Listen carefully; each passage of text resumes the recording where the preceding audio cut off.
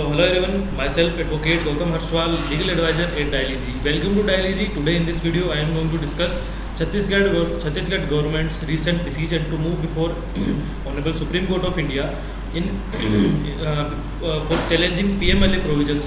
What are PMLA provisions? I am going to discuss with you in this same video. So let's start the discussion without any further delay. The state of Chhattisgarh has filed a suit in the Supreme Court against the provisions of Prevention of Money Laundering Act. So that's the full form of PMLA. First of all, the second thing is the matter has mentioned before a bench of Chief Justice of India (CJI) D.Y. Chandrachud and Justices S. Ravinder Bhatt and P.S. Narasimha by Senior Advocate Mukul Rohtagi and Senior Advocate Sumir Sodhi, Standing Counsel for the Chhattisgarh, right? And the original suit under Article 131 of the Constitution is regarding recent searches being conducted by the Enforcement Directorate or Directorate (ED) in the state of Chhattisgarh.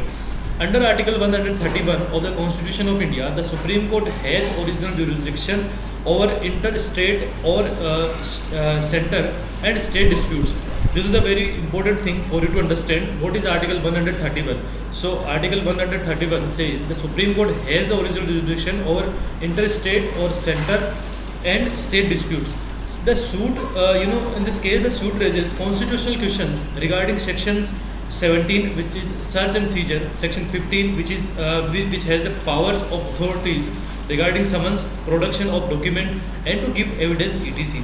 And section 63 of the PMLA Act, which says punishment for false information or failure to give information, etc. And section 71 of the Constitution of India, section 71, which says act to have overriding effect of Prevention of Money Laundering Act PMLA, and seeks a declaration that they are ultra vires of the Constitution.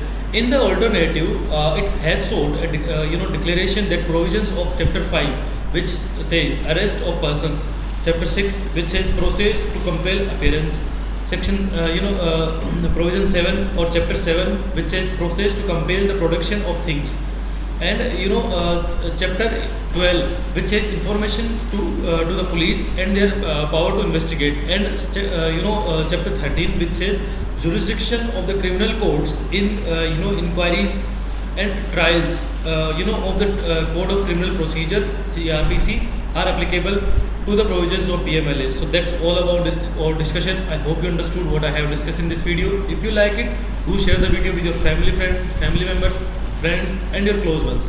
And if you are new on this channel, don't forget to subscribe the channel Dialyzy, because we always come with some new business ideas and legal content on the same channel. See you in the next video. Till then, bye bye. Take care.